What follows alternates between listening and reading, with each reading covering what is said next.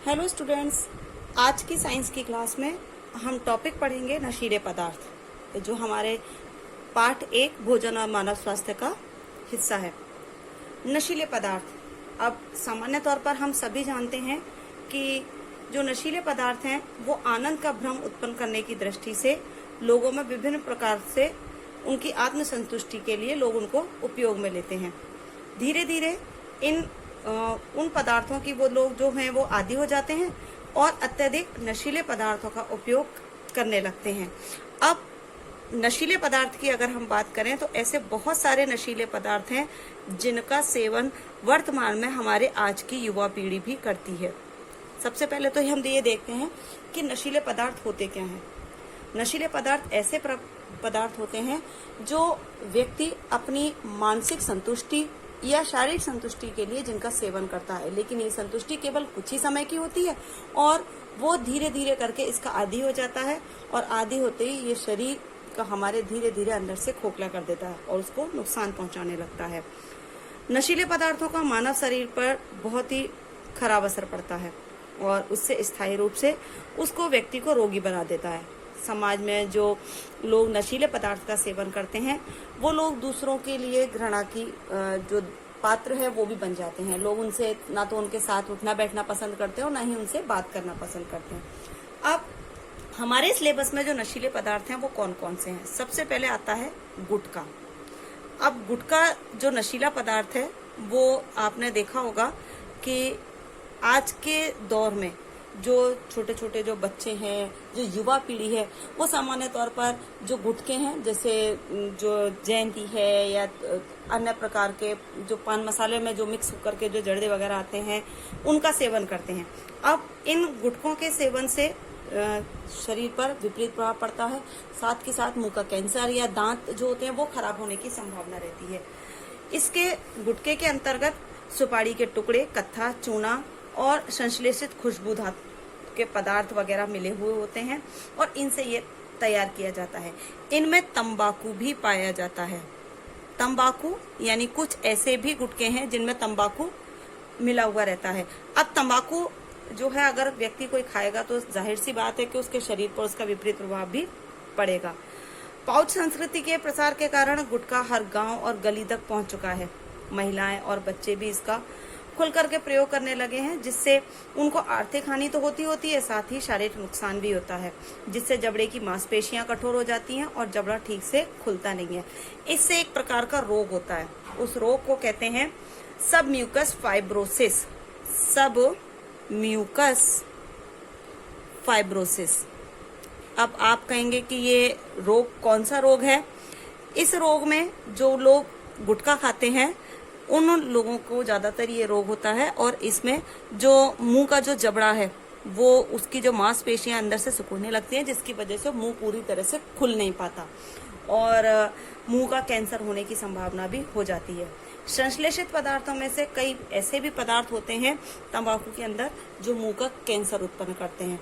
अब कैंसर में क्या होता है कि धीरे धीरे करके जो जबड़ा है वो डैमेज होने लगता है और एक ऐसी कंडीशन भी आती है कि कई बार जब ज्यादा मुंह में कैंसर फैल जाए तो ये गले तक भी पहुंच जाता है और हमारे शरीर के जो आंतरिक अंग हैं उनको भी नुकसान पहुंचाता है। दूसरा हमारा जो नशीले पदार्थों में टॉपिक है वो है तंबाकू। तंबाकू एक प्रकार के पौधे से मिलता है जो सोलानेसी कुल का पौधा है। उस पौधे का जो वैज्ञानिक नाम है वो निकोटिएना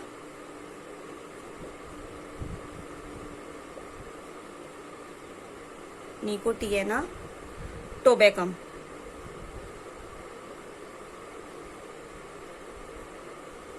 ये सोलानेसी कुल का पौधा है। अब कुल आपने तो खैर अभी तक पढ़े नहीं है, लेकिन सोलानेसी कुल के अंतर्गत जो पौधे आते हैं वो कौन कौन से हैं? आलू, बैंगन, धतूरा, ये सब सोलानेसी कुल के अंतर्गत आने वाले पौधे। तंबाकू भी एक सोलानेसी कुल के अंतर्गत आने वाला पौधा है और इसका जो वैज्ञानिक नाम है वो निकोटिएना टोबैकम। इस पौधे की जो पत्तियां हैं, इन पत्तियों से ये प्राप्त किया जाता है। इनकी पत्तियों में लगभग 1 से 8% तक ये निकोटीन नामक जो एल्कलॉइड पदार्थ है। तंबाकू में ज्यादातर क्या पाए जाते हैं? एल्कलॉइड्स। अब एल्कलॉइड्स ही इसका मुख्य पदार्थ है जो नुकसान भी पहुंचाता है हमें। नुकसान से मतलब है कि हमारे शरीर पर इसका विपरीत प्रभाव पड़ता है। ठीक है। तंबाकू का प्रयोग कई प्रकार से किया जाता है। कुछ लोग पान गुटके आदि के साथ या इसमें चूना वूना मिला करके उसको चबाते हैं, और कुछ लोग ऐसे भी हैं जो इसके पाउडर को सूंघते हैं कुछ मंजनों में। आजकल कई बार जैसे मसूड़ों में अगर प्रॉब्लम हो या दांतों में कोई परेशानी होती है तो लोग बाग ये तंबाकू युक्त जो मंजन आते हैं इनका सेवन करते हैं। वो कुछ समय के लिए उनके दर्द से उनको राहत तो दिलाते हैं, लेकिन धीरे धीरे करके जो व्यक्ति है वो उसका आदी हो जाता है और उसका फिर उसके स्वास्थ्य पर विपरीत प्रभाव पड़ने लगता है। तंबाकू की जो बीड़ी है वो सिगरेट, चिलम, सिगार, हुक्का अन्य रूप से भी इनका उपयोग ये करते हैं तंबाकू के। अब तंबाकू के उपयोग से सामान्य तौर पर क्या हानि हो सकती है ये हम देखते हैं। ये गुटखा और तंबाकू वर्तमान में बहुत अधिक मात्रा में सेवन में लिए जा रहे हैं। अब क्या क्या प्रभाव हो सकता है? सबसे पहला हम ये देखते हैं कि यदि कोई इसको खाता है तो मुंह और जीभ ये दोनों ही संक्रमित हो जाते हैं, जिससे कई बार मुंह जीभ के साथ साथ गले में भी इन्फेक्शन होने की संभावना होती है और ये कई बार कैंसर का रूप धारण कर लेता है। अब मुंह, जीभ, गला और फेफड़े ये संक्रमित हो जाते हैं। संक्रमित होने से व्यक्ति में कैंसर या अन्य प्रकार के रोगों से उत्पन्न होने की संभावना। अब आप सोचोगे कि भाई जो पान गुटखा ये तंबाकू खाते हैं उनमें तो मुंह और जीभ या गले का ही होना चाहिए, लेकिन फेफड़े क्यों संक्रमित होते हैं? फेफड़े इसलिए होते हैं क्योंकि तंबाकू वगैरह का उपयोग बीड़ी सिगरेट वगैरह में भी किया जाता है, हुक्का वगैरह में होता है, तो उसका जो धुआं होता है वो हमारे फेफड़ों तक जाता है।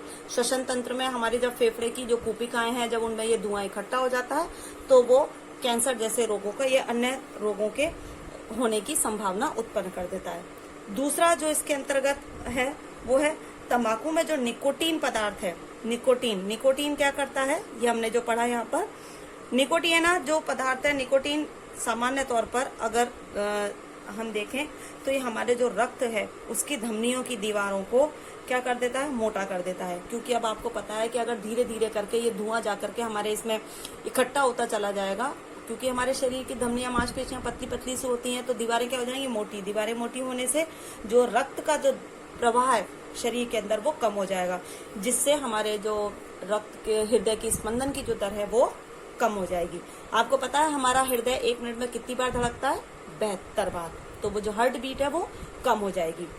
तीसरा है इसमें गर्भवती महिलाओं के द्वारा यदि तंबाकू का सेवन किया जाए तो भ्रूण का विकास पूर्ण रूप से नहीं होता, यानी भ्रूण विकसित नहीं होता। ठीक है, उसकी गति धीमी हो जाती है। अब भ्रूण विकसित की गति क्या होगी? धीमी होगी तो क्या होगा? जो बच्चा है वो पूर्ण रूप से विकसित नहीं होगा। ठीक है। अब उसके बाद आता है सिगरेट के धुएं से उपस्थित जो कार्बन मोनोऑक्साइड होती है, उससे हमारी आरबीसी भी धीरे धीरे करके नष्ट हो जाती है, जिससे शरीर में ऑक्सीजन का प्रवाह शरीर के अंदर कम हो जाता है। ठीक है। उसके अलावा सिगरेट, बीड़ी आदि के दुष्प्रभाव और उनका सेवन करने से जो आसपास बैठने वाले जो लोग हैं उन पर भी इसका विपरीत प्रभाव पड़ता है। अब उन पर कैसे प्रभाव पड़ता है? जैसे कभी आपने देखा होगा, आप किसी भी पब्लिक प्लेस पे हो या कहीं घूमने अगर आप जा रहे हो और आप किसी गाड़ी में हो, यदि कोई व्यक्ति वहां पर इसका उपयोग कर रहा है बीड़ी सिगरेट का, तो उसके धुएं से जो लोग नहीं इनको सेवन में लेते हैं तो उनको भी परेशानी होती है, क्योंकि उसका जो धुआं है वो उनके भी फेफड़ों में चला जाता है और उनको भी संक्रमित कर देता है। और इसी वजह से जो कानून है वो बना करके सार्वजनिक स्थानों पर लोगों के लिए धूम्रपान पर रोक लगा दी गई है, और विश्व में प्रतिवर्ष 60 लाख से ज्यादा लोग तंबाकू का उपयोग करने के कारण असमय मृत्यु का शिकार भी हो जाते हैं, जिससे लगभग 50 लाख तंबाकू के प्रत्यक्ष सेवन से और 10 लाख की मृत्यु अप्रत्यक्ष रूप से इसके सेवन से हो जाती है। अब इन नशीले पदार्थों, ये तो हम जो पढ़ रहे थे ये थे ठोस नशीले पदार्थ, तंबाकू और गुटखा। अब हम देखते हैं कि कुछ ऐसे भी हैं जो द्रव के रूप में उपयोग में लिए जाते हैं, और जैसे है मदिरा। बच्चों, दूसरा नशीला पदार्थ जो हमने तंबाकू और गुटखे के अलावा है वो है आपके सिलेबस में मदिरा।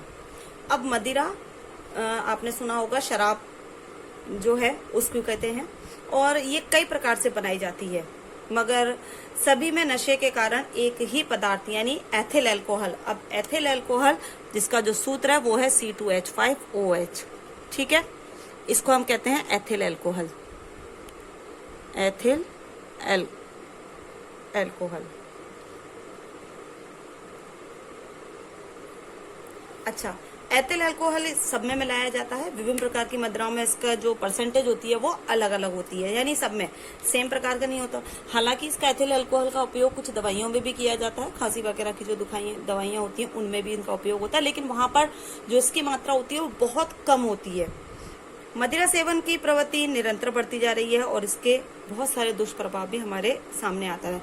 लोग बाग आजकल जो पाश्चात्य संस्कृति की तरफ आकर्षित हो रहे हैं, उनमें मदिरा जो सेवन का जो रूप है वो लोग अपने लिए एंजॉय करने के लिए या पार्टी वगैरह में, शादी ब्याह में या उत्सवों में इनको पीना अपने शान समझते हैं, जबकि इसका हमारे शरीर पर विपरीत प्रभाव पड़ता है। मदिरा सेवन से मानव स्वास्थ्य पर बहुत सारे कुप्रभाव पड़ते हैं, यानी हमारे शरीर को नुकसान कैसे पहुंचाता है। यदि इसको निरंतर लेने से हमारा जो यकृत है, जो हमारी लिवर है, जो उसका नुकसान है वो बता रही हूँ मैं आपको। जो हमारा लिवर है वो क्या हो जाता है, खराब हो जाता है, और लिवर खराब होने से बॉडी के अंदर जो खाने के जो पचाने की जो प्रोसेस होती है वो कम हो जाती है, जिसकी वजह से जो हमारा जो शरीर है वो भोजन को नहीं पचा पाता है और धीरे धीरे करके बॉडी की इम्यूनिटी पावर जो होती है वो कम हो जाती है। दूसरा, अल्कोहल के प्रभाव से व्यक्ति के शरीर में असमंजस्य, नियंत्रण कमजोर हो जाता है। जैसे कोई दारू वारू पीकर लेता है तो क्या आपने कई बार देखा होगा सड़कों पे लोग शराब पीने के बाद इधर उधर भी पड़े रहते हैं, और कई बार जैसे शराब पी करके जो गाड़ी चलाते हैं लोग, उनमें दुर्घटना होने की संभावना ज्यादा रहती है। यदि अब देखो इसका कुप्रभाव क्या है कि दुर्घटना, यदि कोई गाड़ी भी चलाएगा इसको पी करके तो दुर्घटना होने की संभावना अधिक हो जाती है। उसके अलावा इसका उपयोग करने से स्मरण शक्ति यानी याददाश्त कम हो जाती है। जो व्यक्ति के सोचने समझने की जो क्षमता है वो धीरे धीरे कम हो जाती है, और इसके सेवन के पश्चात व्यक्ति को होश ही नहीं रहता। ठीक है, अब होश का मतलब ये नहीं है कि उसको याददाश्त बिल्कुल ही चली जाती है, लेकिन जिस समय वो इसका सेवन करता है उस समय उसकी स्मरण शक्ति कम हो जाती है। ठीक है, इसके प्रभाव से जो वसीय यकृत रोग है वो भी हो जाता है, जिससे प्रोटीन और कार्बोहाइड्रेट के संश्लेषण पर प्रभाव पड़ता है। इससे व्यक्ति की आर्थिक स्थिति कमजोर होती है, सामाजिक परिस्थितियों को भी ठेस पहुंचती है, क्योंकि हमारे समाज में जो लोग मदिरा का सेवन करते हैं वो अच्छा नहीं माना जाता, और जो लोग कभी कभी चलो ठीक है फिर भी जैसे शादी उत्सव वगैरह में, लेकिन कुछ लोग रोजाना इसका जो उपयोग करते हैं उनकी आर्थिक स्थिति कमजोर हो जाती है और समाज में भी उनकी जो प्रतिष्ठा है वो भी कम हो जाती है। अब हम अगला जो नशीला पदार्थ है वो है अफीम। अफीम आपने नाम सुना होगा। अफीम पौधे से प्राप्त होने वाला एक हमारा जो नशीला पदार्थ है, और ये जिस पौधे से मिलता है उस पौधे का वैज्ञानिक नाम है पेपेवर सोमनीफेरम। पेपेवर सोमनीफेरम। पेपेवर सोमनीफेरम जो पौधा है वो एक प्लांट आता है, पोपी का प्लांट। ठीक है, पोपी एक फ्लावर का नाम है, बहुत ही खूबसूरत होता है ये देखने में, और रंग बिरंगे फूल आते हैं इसके, लेकिन उस फूल को देख करके ये कहा नहीं जा सकता कि ये अफीम का पौधा होगा। ठीक है, इस अफीम को प्राप्त करने के लिए उस पौधे के अंदर बीच में एक डोडी पाई जाती है, गोलाकार डोडी संरचना होती है, और आपकी बुक में इसका एक डायग्राम भी दे रखा है। तो उस डोडे से दूध निकलता है। जैसे हम आंकड़े के पौधे को तोड़ते हैं या उसकी डंडी पत्ती को तोड़ते हैं तो उसमें सफेद रंग का गाढ़ा एक दूध निकलता है, ऐसे इसमें भी इसी प्रकार का दूध निकलता है। तो इसके कच्चे फल से जो दूध है उसको निकाल लिया जाता है और उसको सुखा देते हैं, और दूध में लगभग 30 प्रकार के इसके अंदर एल्कलॉइड्स पाए जाते हैं। कितने प्रकार के? 30 प्रकार के एल्कलॉइड्स। अब यही एल्कलॉइड्स इसमें नशे का काम करते हैं। ठीक है, अभी मैंने पीछे भी आपको एल्कलॉइड्स वर्ड बताया था आपको कि जो एल्कलॉइड्स हैं वो इनके अंदर नशीले पदार्थों के अंदर पाए जाते हैं। इसमें मॉर्फिन, कोडीन, निकोटीन, सेमनीफेरम और पेपेवेरिन प्रमुख हैं। ठीक है, ये तो मतलब मेन है इन 30 प्रकार के में। ठीक है, मॉर्फिन और कोडीन का उपयोग जो है वो किसके लिए किया जाता है यहाँ पर? दवाइयों के लिए, यानी मॉर्फिन का और दूसरा है कोडीन। इनका जो अधिकांशतः उपयोग है वो किसके लिए किया जाता है? दवाओं के लिए। दवाओं के लिए मैंने आपको बताया था कुछ पदार्थ ऐसे भी हैं जिनका उपयोग मेडिसिन में भी किया जाता है। यहाँ पर जैसे दर्द निवारक जो दवाइयाँ होती हैं उनमें इनका उपयोग किया जाता है, इसलिए सरकार इसकी खेती की अनुमति देती है। लेकिन लाइसेंस धारी जो लोग होते हैं या जो किसान होते हैं, केवल वही इसको उगा सकते हैं। शांति और आनंद की अनुभूति प्राप्त करने के लिए अफीम या इससे बने नशीले पदार्थों का उपयोग व्यक्ति करते हैं। और इसके साथ साथ नशीले पदार्थ हीरोइन इससे बनती है, उसका भी लोग उपयोग करते हैं। कई लोग के द्वारा इसका उपयोग दैनिक रूप में भी किया जाता है। ग्रामीण क्षेत्रों में गम या खुशी के अवसरों पर भी अफीम की मनुहार करने की आज भी प्रथा मौजूद है। यानी कुछ ऐसे ग्रामीण क्षेत्र हैं जहां आज भी लोग इसको पीते हैं या इसका उपयोग लेते हैं। कई माताएं अपने बच्चों को सुलाने के लिए भी अफीम का उपयोग करती हैं। और कोई भी कारण हो, अफीम का सेवन व्यक्ति को इसका आदी बना देता है, जिससे पहले तो वो धीरे धीरे करके कम मात्रा में लेगा, लेकिन जब उसका आदी हो जाता है तो उसकी मात्रा उसके लिए बढ़ानी पड़ती है उसको मजबूर होकर के। अफीम के जो डोडे हैं या जो इसकी फल बित्ती है उसको उबाल करके इसको पीने की लत भी बहुत से लोगों में पाई जाती है, जो ग्रामीण क्षेत्र है जहां पर इसकी खेती होती है वहां पर। अच्छा, इसका जो लोग दैनिक रूप में सेवन करते हैं तो उसका शरीर पे एक जो बुरा असर है वो ये पड़ता है कि व्यक्ति के अंदर रोगों के साथ लड़ने की जो क्षमता है, रोग प्रतिरोधक क्षमता, वो धीरे धीरे कम हो जाती है और वो व्यक्ति रोगी बन जाता है और अंत में उसकी असामयिक रूप से मृत्यु भी हो जाती है। डॉक्टर और स्वयंसेवी संस्थाओं की मदद से इससे छुटकारा भी पाया जा सकता है, यानी इसको कम भी किया जा सकता है।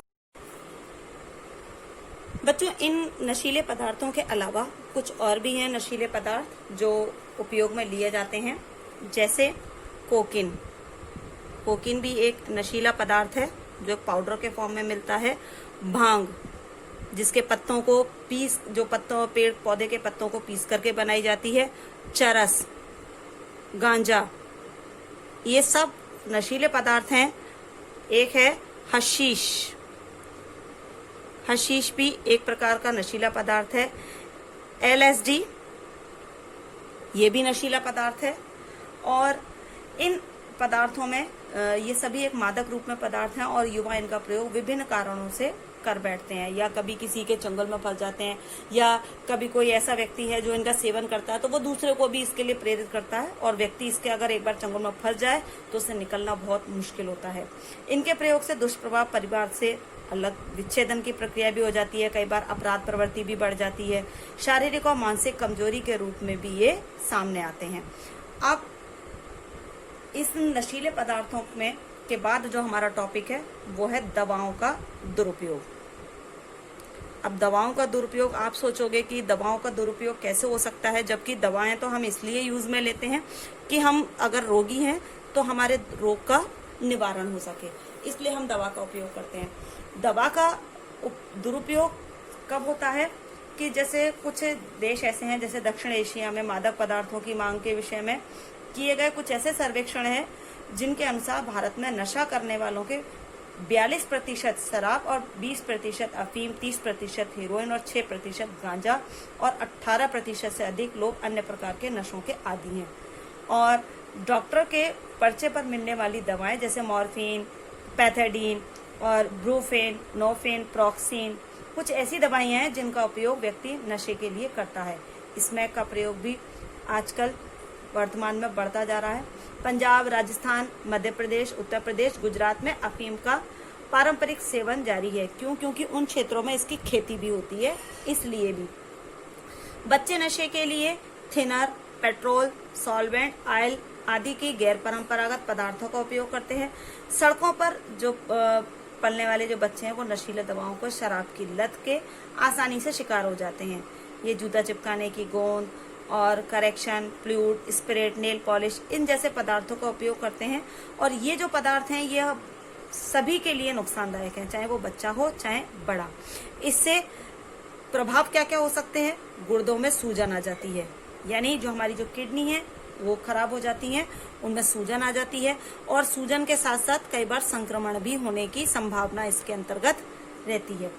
और ये मानसिक स्थिति को भी व्यक्ति की कमजोर कर देता है और रोग प्रतिरोधक क्षमता को भी कम कर देता है। यानी रोग प्रतिरोधक अगर क्षमता हो जाएगी तो व्यक्ति रोगों से लड़ नहीं पाएगा, और लड़ नहीं पाएगा तो जल्दी से किसी भी रोग की अगर चपेट में आएगा तो उसका उस पर विपरीत प्रभाव पड़ेगा। अच्छा, दवाओं के दुरुपयोग के बाद जो इस चैप्टर का लास्ट टॉपिक बचता है वो है खाद्य पदार्थों में मिलावट के दुष्प्रभाव। अगला हमारा टॉपिक है खाद्य पदार्थों में मिलावट के दुष्प्रभाव।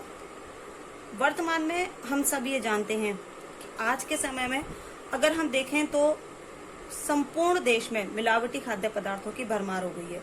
आजकल नकली दूध, घी, तेल, चाय पत्ती, मसाले सभी चीजें धड़ल्ले से बिक रही हैं और इन सभी मिलावटी पदार्थों का यदि हम सेवन करते हैं तो हम बीमार हो जाते हैं। अब हालत कुछ ऐसी भी हो गई है कि जिन जीवन रक्षक दवाइयों को हम सेवन कर रहे हैं वो दवाइयां भी अब मिलावट वाली मिलने लगी हैं। एक अनुमान के अनुसार लगभग 30 से 40% जो सामान है वो अब मिलावटी हो गए हैं। खाद्य पदार्थों में मिलावट की वस्तुओं को निगाह डालने पर पता चलता है कि मिलावटी सामानों का निर्माण करने वाले लोग कितनी चालाकी से आंखों में धूल झोंक करके जो चीजें हैं उनमें मिलावट करते हैं। अब अगर जनरली हम बात करें खाद्य पदार्थों की, अगर हम रसोई की बात करें तो हमारे जो मसाले हैं उनमें मिलावट आती है। मसालों के साथ साथ जो दाल, चावल, अनाज है इन सब में मिलावट आती है जो हमारे शरीर पर विपरीत प्रभाव पर डालते हैं। इसके अलावा जो हमारे पेय पदार्थ हैं, पेय पदार्थ हमारी जो कोल्ड ड्रिंक्स वगैरह हैं वो भी आजकल मिलावट वाली आने लगी हैं। अब पेय पदार्थों में मिलाए जाने वाले तत्व हैं, कुछ ऐसे तत्व हैं जो हमारे लिए नुकसान पहुंचाते हैं, जिनको भी लोग इसमें कोल्ड ड्रिंक्स वगैरह में या पेय पदार्थों में मिलाने से नहीं चूकते। दरअसल कोल्ड ड्रिंक में पाए जाने वाला लीडेन, डीडीटी और मेलेथियन, ये जो सब पदार्थ हैं ये कैंसर, स्नायु, प्रजनन संबंधी बीमारियों में रोगों को उत्पन्न करते हैं और प्रतिरक्षा तंत्र पर भी विपरीत प्रभाव डालते हैं। कोल्ड ड्रिंक के निर्माण के समय इनमें फास्फोरिक एसिड डाला जाता है जो हमारे दांतों पर सीधा प्रभाव डालता है। जो लोग ज्यादा कोल्ड ड्रिंक पीते हैं कई बार आपने देखा होगा कि उनके दांत खराब होने की संभावना रहती है। साथ ही साथ शरीर के अंदर इन जो रासायनिक जो पदार्थ हैं उनकी प्रतिशत मात्रा भी असंतुलित हो जाती है और जो इसके अंदर एक कोल्ड ड्रिंक्स में 0.4 ppS सीसा भी मिलाया जाता है, लेड, जो स्नायु, मस्तिष्क, गुर्दा, लिवर और मांसपेशियों को नुकसान पहुंचाता है, जिससे मिली कैफीन की मात्रा अनिद्रा और सिरदर्द की समस्या भी उत्पन्न करती है। अब ये सारी चीजें जब हमारे लिए इतनी नुकसानदायक हैं तो ये सोचने वाली बात है कि हमें इनका जो सेवन है वो कम करना चाहिए, या ना ही करें तो बहुत ही अच्छा घर में बने पेय पदार्थों का उपयोग करें। बाहरी जो पेय पदार्थ हैं वो उनका विपरीत प्रभाव हमारे शरीर पर या तो डायरेक्ट या इनडायरेक्टली पड़ता ही है। अब आजकल हम दूध की बात करें, हम कहते हैं कि दूध हमारे स्वास्थ्य के लिए बहुत अच्छा है और डेली हमें दूध पीना चाहिए, लेकिन क्या कभी सोचा है कि जो बाजार में मिलने वाला जो दूध है वो शुद्ध है या नहीं। अब आजकल तो आपने सुना होगा कि दूध के नाम पर urea, detergent, soda water, poster colour या रिफाइंड का उपयोग करके दूध बनाया जा रहा है।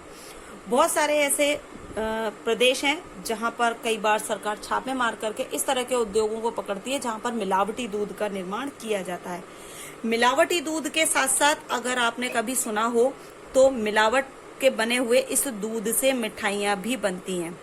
मिलावटी दूध से मिठाइयां जो बनती हैं वो भी कैसी होती हैं, नुकसानदायक पहुंचाती हैं। क्यों? क्योंकि सामान्य तौर पर अगर आपने देखा हो तो बाजार में जो खाद्य तेल जो अवेलेबल होता है और वो तेल घी जो मिलते हैं वो भी बहुत खराब होते हैं। जैसे सरसों के तेल में सत्यानाशी के बीज यानी आर्जिमोन मैक्सिकाना का मिलाया जाता है, पाम ऑयल मिलाया जाता है। अब आर्जिमोन आपने सुना होगा, खेतों के आसपास या सड़कों के किनारे जो पीली कटेली जो होती है उसको कहते हैं सत्यानाशी पौधा, उस पीली कटेली के बीजों का इसमें उपयोग किया जाता है। तो आप सोचो ये कितना नुकसानदायक हो गया। जो घी बनाया जाता है, कहते हैं कि आलू को उबाल के उसको मैश करके पाम ऑयल के साथ मिक्स करके बाजार में घी बेच दिया जाता है। तो जो ये चीजें हैं वो कहीं कोई गारंटी नहीं है कि वो हमें जो मिल रही हैं वो शुद्ध मिल रही हैं। यानी जितनी कीमत हम बाजार में दे रहे हैं उससे 1/4 कीमत भी इनकी लागत में खर्च नहीं होती है, लेकिन फिर भी उनको हम बाजार की चीजों को बहुत स्वाद से खाते। देसी घी में वनस्पति घी की मिलावट मानो आम सी बात हो गई है। मिर्ची पाउडर में ईंट का चूरा, सौंफ का कृत्रिम हरा रंग, हल्दी में लेड क्रोमेट, पीली मिट्टी, धनिया और मिर्ची में गंधक, काली मिर्ची में पपीते के बीज भी मिलाए जाते हैं। फल और सब्जियों के चटक रंग के लिए अगर कभी आपने देखा हो, कई बार टीवी वगैरह में भी दिखाते हैं, वीडियो भी दिखाते हैं, तो लोग उस पर क्या है आर्टिफिशियल रंग छिड़क देते हैं जिससे वो और भी खूबसूरत और आकर्षक दिखाई देते हैं और हम उनको आसानी से खरीद करके खा लेते हैं, लेकिन हम ये नहीं सोचते कि हम अपने परिवार के लिए बीमारियां उत्पन्न करने वाले पदार्थों का सेवन कर रहे हैं। चना और अरहर की दाल में भी खंसरी दाल, बेसन में मक्के का आटा, दाल और चावल पर बनावटी रंगों की पॉलिश की जाती है, जिससे ये ग्राहकों को आकर्षित किया जा सके और उनको आसानी से बेचा जा सके। मिठाइयों में ऐसे रंगों का प्रयोग होता है जो कैंसर का खतरा उत्पन्न करते हैं, और ये कभी कभी इनका इतना विपरीत प्रभाव पड़ता है कि ये हमारे शरीर में डीएनए की विकृति भी उत्पन्न कर देते हैं। डीएनए विकृति अगर उत्पन्न होती है तो आपको पता है कि व्यक्ति की आंतरिक और बाहरी दोनों ही संरचना क्या हो जाती है, बिगड़ जाती है। ठीक है, अब दवाओं की बात करें तो दवाओं में मिलावट तो सभी सीमाओं को पार कर गई। इसका अंदाजा तो इस बात से लगा सकते हैं कि नकली दवाइयों की समस्या और औषधि विनिमय के गठित माशलेकर समिति ने नकली दवाओं को का धंधा करने वालों को मृत्यु दंड तक देने की सिफारिश की है। जो लोग अगर नकली दवाइयां बनाते हैं तो सरकार से जो स्वयंसेवी संस्था हैं या जो समाज सुधारक हैं वो ये चाहते हैं कि सरकार इस पर ऐसा कठोर नियम बनाए कि दोबारा कोई इस प्रकार के कार्य को ना कर सके। अब जनरली तौर पर ये तो खाने पीने की चीजें थी, लेकिन इसके साथ साथ खाद्य पदार्थों में या अन्य पदार्थों में किसी भी प्रकार का यदि मिलावट की जाती है तो सरकार ने उसके लिए कुछ नियम बनाए हैं। 1954 का खाद्य पदार्थ का अल्प मिश्रण निषेध अधिनियम है, जो कब बनाया गया था? 1954 में। इस नियम में ये कहा गया था कि यदि जो अगर कोई व्यक्ति मिलावट करता हुआ पाया जाता है तो मिलावट करने वाले व्यक्ति को कुछ साल की सजा और जुर्माना भी देना पड़ेगा। अब ये लोग जनरली तौर पर ये सरकार ये कहती है कि भाई इनको पकड़ तो लिया जाता है, लेकिन फिर भी जमानत वगैरह होकर के ये लोग छूट जाते हैं। तो इनके लिए कुछ ऐसे कठोर नियम भी बने जिससे ये बाहर तब तक ना निकल सके जब तक इनको इस चीज को करना बंद नहीं हो। अगर निरंतर ये चीजें ऐसे ही चलती रही तो लोगों का इसका कोई प्रभाव नहीं पड़ेगा। अब जब तक कमजोर और स्पष्ट अक्षमता और जानबूझकर या गलती से किए गए कार्यों को कमजोर करना, मुकदमे को सही ढंग से चलाना और धन और शक्ति का राजनीतिक प्रभाव का इस्तेमाल कम नहीं होगा, तब तक ये जो हमारे न्याय की जो प्रक्रिया है वो ऐसे ही धीमी गति से चलती रहेगी। न्याय प्रक्रिया में परिवर्तन जब तक नहीं होगा तब तक इस प्रकार के कार्यों को करने वाले जो लोग हैं उनका हौसला कम नहीं हो पाएगा। सरकार यदि वास्तव में मिलावट को रोकने के लिए दृढ़ संकल्प ले तो इसमें कोई दो राय नहीं है कि इस पर रोक लग जाएगी, और आवश्यकता बस ये है कि इसके लिए ठोस कदम की आवश्यकता है जिससे इसको कम किया जा सके। यहाँ तक आज के आपके टॉपिक कंप्लीट हुए। ये आपका फर्स्ट चैप्टर कंप्लीट हुआ। इस फर्स्ट चैप्टर में हमने जो टॉपिक पढ़े थे उन टॉपिकों में हमने अपना पढ़ा था हमारे भोजन में हमने संतुलित असंतुलित भोजन पढ़े थे, और विभिन्न पदार्थों की शरीर में कमी हो जाए तो क्या रोग उत्पन्न हो सकते हैं ये भी हमने पढ़ा था। मोटापा पढ़ा, रक्तदाब पढ़ा हमने, इसमें ब्लड प्रेशर, रक्तचाप, नशीले पदार्थ हमने पढ़े और खाद्य पदार्थों में मिलावट। ये हमारे इस फर्स्ट पार्ट के चैप्टर कंप्लीट हुआ। इस फर्स्ट चैप्टर के जो क्वेश्चंस हैं वो आपकी बुक के अकॉर्डिंग, यदि कोई भी क्वेश्चन आपको ऐसा लगता है जो आप नहीं सॉल्व कर सकते तो आप उसके लिए इन्फॉर्म कर सकते हैं, तो मैं उसके आपको डिटेल्स भेज दूंगी। अब आपकी नेक्स्ट जो क्लास होगी उसमें आपका सेकंड चैप्टर स्टार्ट किया जाएगा, मानव तंत्र। ठीक है, आज की क्लास के लिए इतना ही।